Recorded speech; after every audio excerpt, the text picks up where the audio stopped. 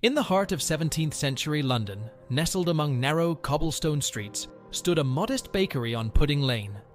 It was the life's work of Thomas, a young, ambitious baker with dreams bigger than his ovens.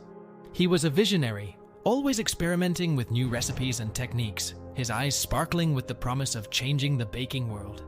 Yet, in his quest for innovation, Thomas often overlooked the wisdom of traditional methods, a trait that would soon lead to unforeseen consequences.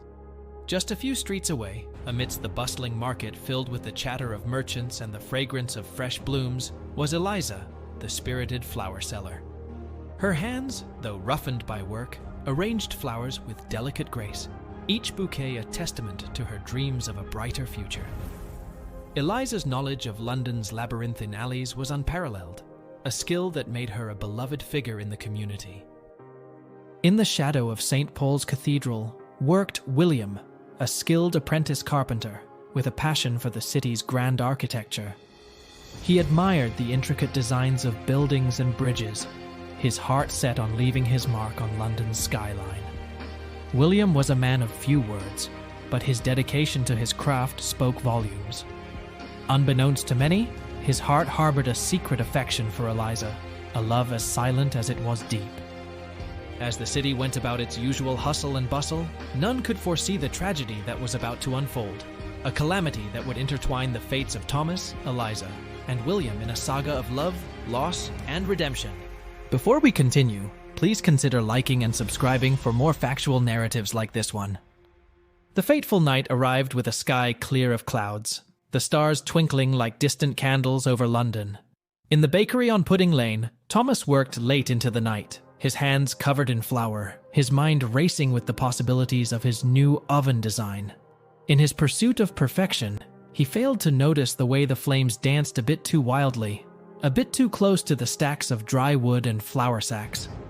Outside, the city slept, unaware of the spark that had begun to lick at the edges of the bakery's wooden interior. The fire, like a living creature, grew rapidly, feeding greedily on the bakery's contents. Within minutes, what started as a flicker transformed into a roaring blaze, the orange glow reflecting off the neighboring windows.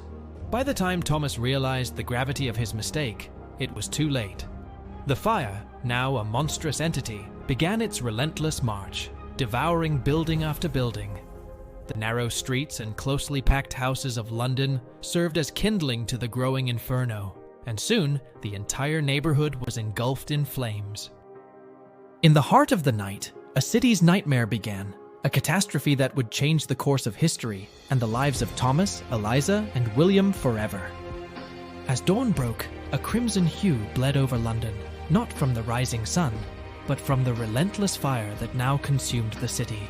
The air was thick with smoke, ash, and the sound of crackling flames, punctuated by the distant cries of panic and despair.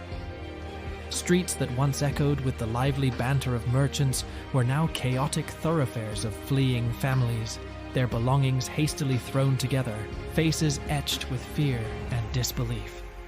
Eliza, the flower seller, darted through the frenzied crowds, her familiarity with the city's alleys now a lifeline for many. She shouted instructions, guiding people to safer paths, her voice a steady beacon amidst the pandemonium. The flowers she once sold, symbols of beauty and hope, were replaced by the urgent need to help her fellow Londoners escape the inferno. Meanwhile, William, the apprentice carpenter, joined the ranks of those fighting the blaze. With buckets of water passed from hand to hand in futile attempts to douse the flames, he worked tirelessly. The fire defied all efforts, leaping from rooftop to rooftop, driven by a fierce wind that seemed to mock their efforts. Amidst the chaos, William's thoughts lingered on Eliza, hoping she was safe. In the heart of the firestorm, Thomas watched in horror as his dreams and his city burned. Guilt gnawed at him, each crackle of the fire a reminder of his tragic mistake.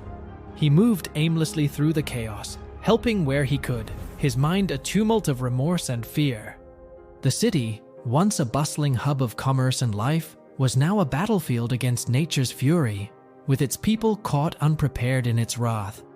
In these desperate hours, the true spirit of Londoners was tested as they faced the inferno that threatened to erase their world. In the maelstrom of the burning city, the paths of Thomas, Eliza, and William fatefully crossed. Thomas, covered in soot and despair, stumbled upon Eliza as she orchestrated a group of evacuees through a narrow alleyway. Their eyes met for a fleeting moment, a silent exchange of fear and resolve amidst the roar of the flames. Eliza, unaware of Thomas's role in the fire's inception, saw in his eyes a shared determination to help those in peril. Meanwhile, William, emerging from a cloud of smoke and debris, caught sight of Eliza and Thomas together. The sight stirred a complex whirlwind of emotions within him: relief for Eliza's safety, a twinge of jealousy, and a renewed sense of purpose. This unexpected encounter, amidst the chaos, sowed the seeds of a tense and poignant dynamic that would unfold as the story progresses, shaping their destinies in ways none of them could have foreseen. As the last embers of the Great Fire dimmed, London lay shrouded in a blanket of ash and ruin. The once vibrant city, now a somber landscape of charred buildings and smoke-filled skies, bore the scars of the calamity. Amidst this desolation, Eliza wandered through the remnants of the market where she once sold flowers, her heart heavy with loss, but her spirit unbroken. She began organizing aid for those displaced, her resolve to rebuild the community stronger than ever. William, his hands roughened by days of relentless labor, stood amidst the ruins of what was once St. Paul's Cathedral. The fire had taken much, but it had also ignited a fierce determination within him. He devoted himself to the reconstruction efforts, his carpentry skills proving invaluable in the rebuilding of homes and lives. As he worked, his thoughts often turned to Eliza, her resilience in the face of disaster inspiring him to persevere. Together, yet on their own paths, Eliza and William became symbols of hope and renewal in a city that desperately needed both. In their efforts to restore London, they found a new purpose, their individual journeys of recovery intertwining with the city's journey to rise from the ashes. As the city's ashes gave way to new foundations, the tangled hearts of Thomas, Eliza, and William found clarity amidst the reconstruction. Eliza, having learned of Thomas's inadvertent role in starting the fire, confronted him. In this moment of raw honesty, Thomas's genuine remorse and commitment to aid in rebuilding the city resonated with her, leading to a deep, albeit complex bond between them. William, witnessing their growing closeness and recognizing the depth of their feelings, stepped back with a bittersweet acceptance, his unrequited love turning into a quiet resolve to focus on the greater task of rebuilding London.